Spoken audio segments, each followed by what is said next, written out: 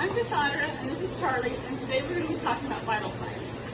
So vital signs are really important to tell if your horse is feeling well or not feeling well. Vital signs are really important to take really often so that you can know what's normal for your horse, and then you also know if something is abnormal and that something may be wrong. So the first thing that you want to check when trying to assess your horse's overall condition is their normal behaviors and what's normal for them. Like if they normally greet you at the front of the stall, but today they're sulking in the back corner, that could be an indication that something is wrong. So you want to know what is normal behavior for your horse and then what could be abnormal for them. Next, you want to look at the condition of their stall. This is again what is normal for them and what's abnormal.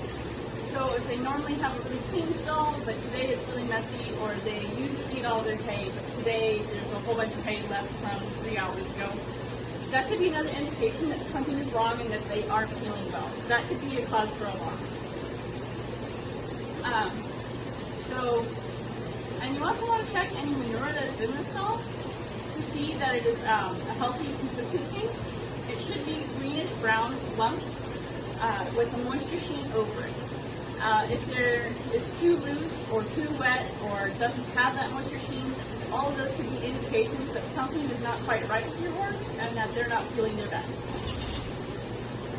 And once you have your horse out of the stall, then you're going to check their overall attitude and appearance to see how they're feeling. So you want to look especially around their nose and their eyes to see that they're calm and relaxed. If they're in pain or something, they might have tension around their muzzle, or tension around their eyes. You want to see that their eyes are bright, happy, that they're attentive to what's going on around them. You want to see that if they're normally pretty full and they like to play with the ropes and the cross ties, that if they're not today, they're just kind of sulking and sitting there, head low, that could be an indication that Charlie isn't feeling great today. So after you've looked at a horse's overall condition, you want to see that they aren't feeling tense, that they don't have any muscle groups that are just really tight today, that they're calm and relaxed and attentive to what's going on around them. So after we've decided that our horses are feeling pretty well today, we're going to go ahead and start checking vital signs such as the gums, the heart rate, the gut sounds, and temperature. So there are a few different things that we want to check when we look at the horse's gums. We're going to look at the moisture of the gums to see that Charlie is hydrated. We're going to look at the color of the gums to see if there's an indication that something is wrong. There are a few different colors that you can see when looking at the gums. What you want to see is a bright, healthy pink. That indicates that everything is working correctly as it should, and that Charlie is healthy. Some other colors that you might see are like a bright red. That could indicate that he has a fever or an infection. Or you might see like a purplish, bluish kind of color that would indicate that he's had a lot of oxygen. Or you could see yellow, which would indicate liver issues or jaundice. Or you could see a pale, really pale color, which would indicate shock or anemia. And so after we look at the color of the horse's gums and the moisture content, I'm also going to do a capillary refill test to see how well the circulatory system is working. So what I'm going to do is I will blanch the gums with my thumb and then watch how quickly the color returns to determine whether his circulatory system is working as per normal. So I'm going to come over here and I'm just going to kind of stand to the side, let him know that I'm coming up to him. And I'm going to lift up his lip and look at his gums, and you can see that they're a bright, healthy pink. So I'm also going to check the moisture, and it's pretty moist and kind of slimy, and that's exactly what you want to feel. If it were dry or tacky, it could indicate that Charlie's dehydrated. And we also saw that bright pink color that indicates that everything is working in his body as it should. So next we're going to do a capillary refill test. And again, I'm just going to lift up his gums, or his lip, and I'm going to press my thumb against his gums until the color goes away, and then watch to see how quickly it returns. So the color returned in really quickly, about a second, which is perfectly normal. It should return in about 1 to 2 seconds. If it takes any longer than that, it could be an indication that Charlie's blood isn't circulating as it should.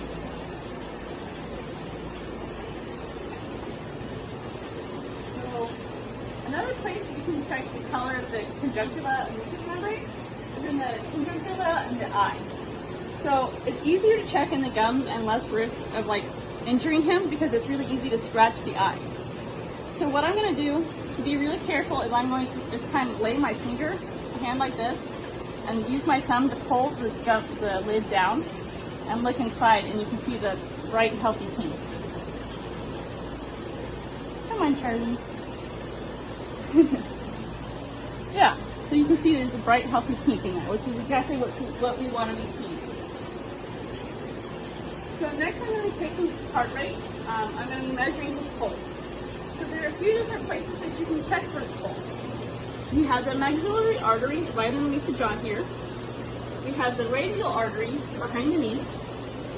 And then we have the digital pulse on the distal artery down by the calf rib. So if you're taking the horse's pulse, you'll check either the maxillary artery or the radial artery at the jaw or the knee. The digital pulse is kind of a different thing. You're not going to use it to try to determine what your horse's heart rate is. Your digital pulse is actually just an indication to see if there would be something you would check to see if your horse were lame, to see if maybe there could be an issue in the foot that is causing that lameness. Some things that could cause a really strong or bounding digital pulse would be an abscess, a hunt nail, or founder.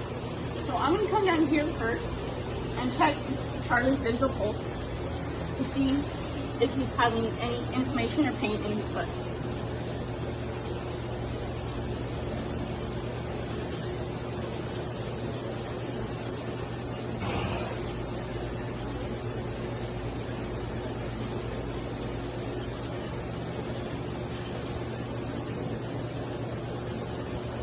So I can feel it there, but it's really light.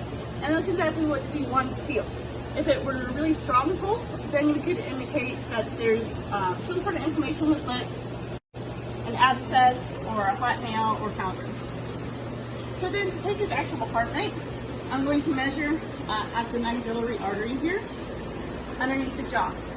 And I'm going to have my timer go for 15 seconds, and then I'm going to count how many beats are in that 15 seconds, and multiply that number by 4 in order to get 60.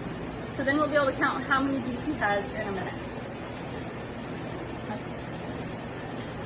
So let me find the pulse here, and once I found it, I'm going to tell my timer to go. Go. Cool. Okay, so you can see there that he moved, and I'm not sure if I could feel it or not at that point in time, so it's always a good idea to restart if your horse moves.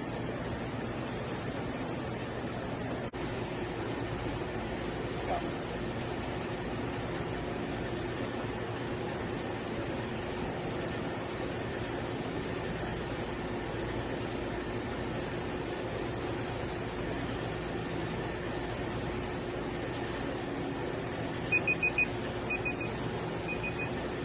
Okay, so I counted 8 beats in that 15 seconds, so I'm going to multiply 8 by 4 to see how many points we got in a minute. So 8 times 4, 32. Yeah, 32, okay. So, and that actually falls right within our normal range. Your horse's pulse should fall between 32 and 44 beats per minute. If it's any higher, it could indicate that your horse is in some sort of pain or not feeling well in some sort of way. So then next I'm going to do a skin pinch test to determine Charlie's hydration. So what I'm going to do is I'm come over here to the spot where I give an intramuscular injection, which is in between the nuchal ligament, the spine, and the scapula. And come over here to this little triangle here, and just take a small pinch of skin, and I'm just going to gently lift it away and then let it fall back. And it should return back to normal in 1 to 2 seconds. So you can see there that I pulled the skin away gently and then just let it go, and the skin returned back to flat in about a second, which is good. We want it to go back pretty quickly. Should be about 1 to 2 seconds. If your horse is dehydrated, it'll stay up, which is called tenting. Another reason that your horse's skin could stay tented would be that they're older and their skin has lost that elasticity. So then next, I'm going to be taking Charlie's heart rate by listening to his heart with the steps. Ready? Okay. So I'm going to put on my stethoscope here. You want to make sure that your ear things are facing forward so they fit into your ear canal correctly. So I'm going to put them on, and then I'm going to come over here to the heart girth, and the thinnest part of the chest wall is where we're going to want to feel, which is actually right behind the elbow. So it'll be about right in this area. You're just going to have to kind of move it around until you can find it.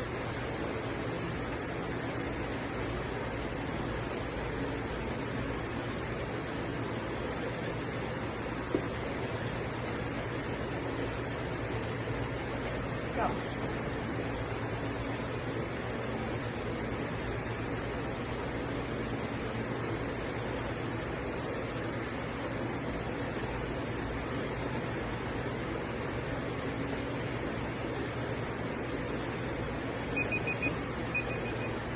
Okay. And again, there I heard 8 beats, which is exactly the same as our pulse, which will add up to 32 beats per minute, which is exactly the same as our pulse, which makes sense because we're measuring the same thing. We're measuring horse's heart rate. So, and that again falls within our normal range of 32 to 44 beats per minute. Okay.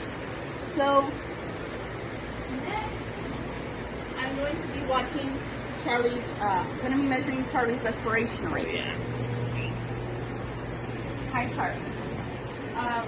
So the way I'm going to do this is I'm going to stand kind of in front of your shoulder right here, and I'm going to watch this length to see how many breaths it takes in and out. And so an inhale and an exhale is 1 breath.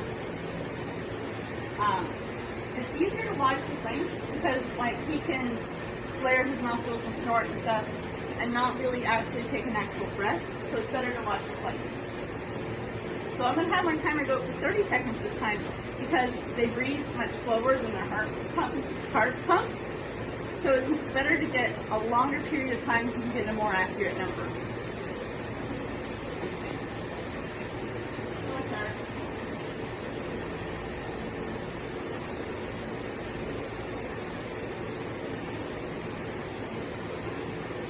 Start.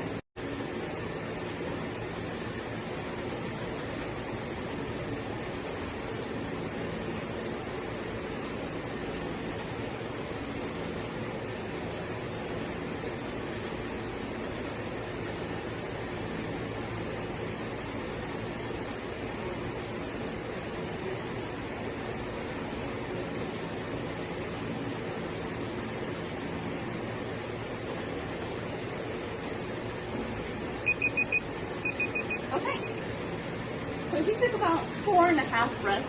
I'm just going to count it as 4 to make that a little bit easier to map out.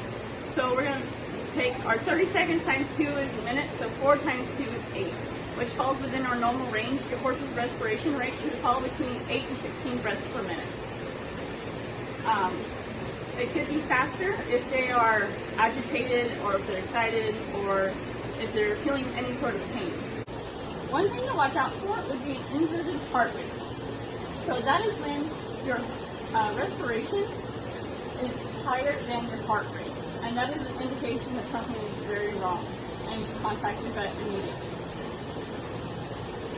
Okay, so now I'm going to listen to Charlie's gut sounds. And gut sounds are a really important thing, especially if you think your horse might be colicky. So if your horse is showing any colic behaviors, such as biting at their stomach, laying down and getting up repeatedly, or excessive rolling, kicking at their stomach, looking at their sound. It could all be things that they could do if they aren't feeling well, if they could be colicky. So we want to listen to their gut sounds. And there are a few different things you can hear when listening to your gut sounds. Normal gut sounds should be an intermittent gurgling. You should be able to hear some gurgles, and then a little bit of silence, and then some more gurgles. Some other sounds that you might hear would be silence, which is bad. That could indicate that there's an impaction somewhere in the GI tract. Or you could hear really fast gut sounds, like running water, which could indicate a hypermobile colic where the gut is running too fast. Or you might hear like hollow pneumonia sound, which could indicate gas in the gut and distension.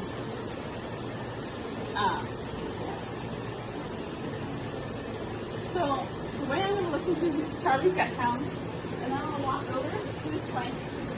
There are 4 different places that you want to check gut sounds. So he has an upper and a lower quadrant on both the left and the right sides.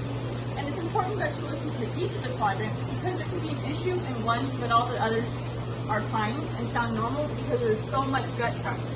There's so much GI tract, it's so long, that it's totally possible there's an issue in one, but normal in all the rest. So what I'm going to do is I'm going to come over here and I'm going to let him know that I'm coming over here. I like to lay my hand across his back so I can feel if he tenses up or if he's going to move. So, and then I'm just going to lay my ear against the side of his flank and listen.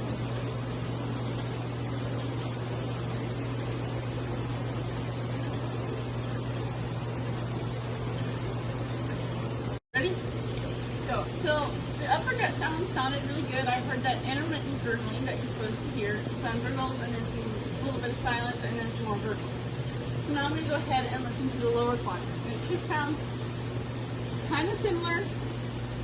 There should still be the intermittent gurgling, but it also sounds different because it's a different part of the GI tract.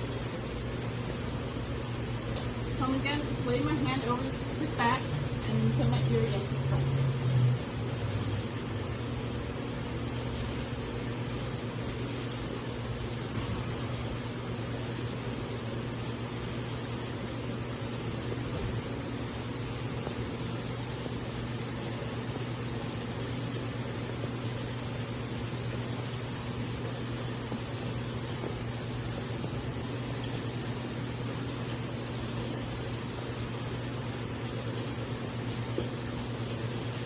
So that sounded really good. There's some more intermittent gurgling. You're going to have to listen for about 20 to 30 seconds to each quadrant in order to get an accurate depiction of what's going on inside.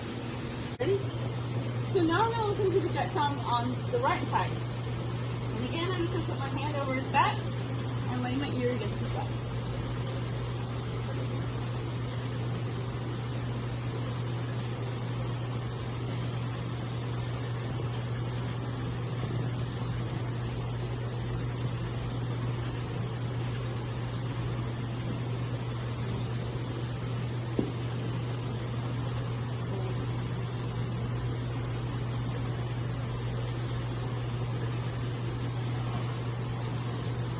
That sounded pretty good.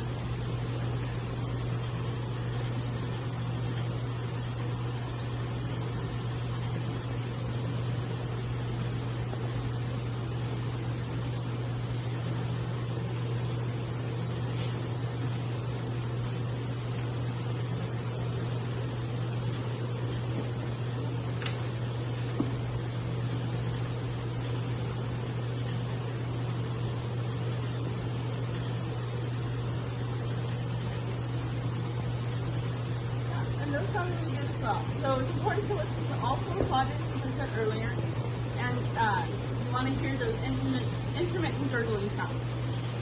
Okay, so finally I'm going to take Charlie's temperature. So you have a couple of different methods you can use to take a horse's temperature. You can use a mercury thermometer or a digital thermometer.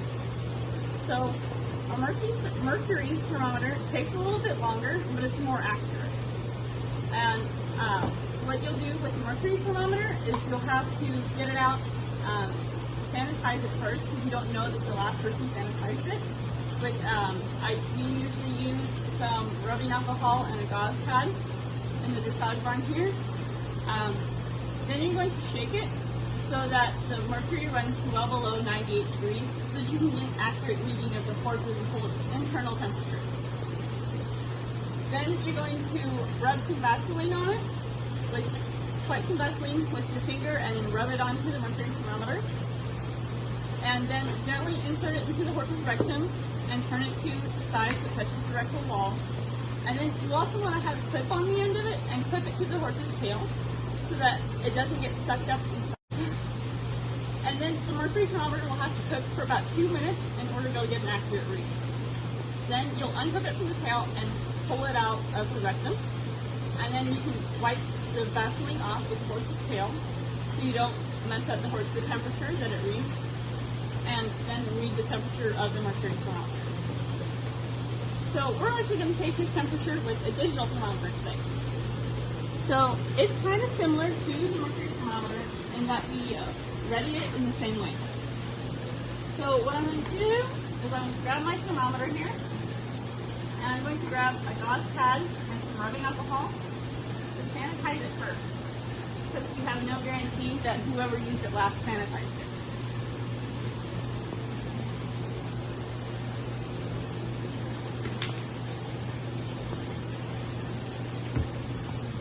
So I'm just going to rub it over the end of the thermometer.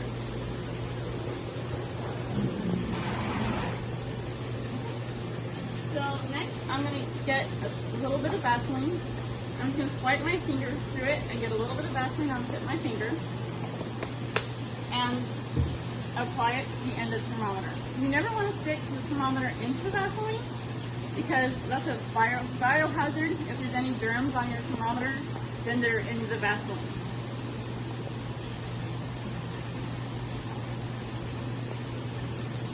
So once I've got the Vaseline well applied, I'm going to walk over to Charlie. Hi, Charlie. And I'm going to come over and I'm going to turn on my thermometer and wait for it to reflow. And I'm going to lift his tail and push it to the side. And now that my thermometer reads low, I'm just going to gently insert it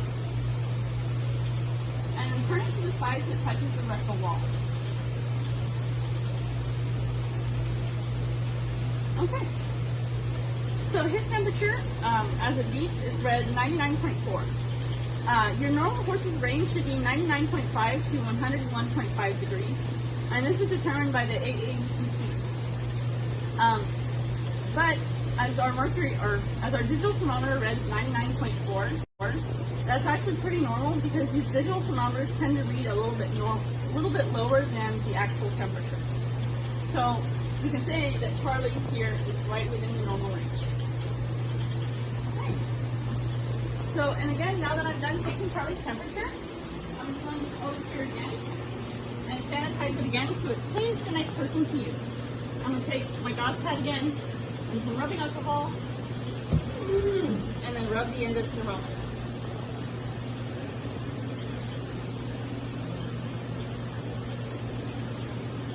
Okay. And then I can put all my stuff away. Cool. So, but there are several things to consider when taking your horse's vital signs. So you want to consider like the time of day that you're taking these vital signs.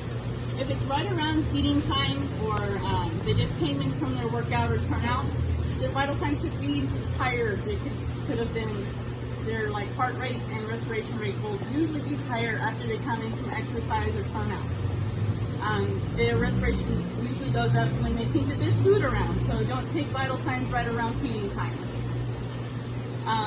It's also important considering your lighting situation when you are checking the color of the gums. As sometimes like fluorescent lighting can change the color of the gums the way that it looks. So it's always best to check the color of the mucous membranes in natural lighting. And those are all the vital signs that you need to know to see if your horse is feeding well. Thank you.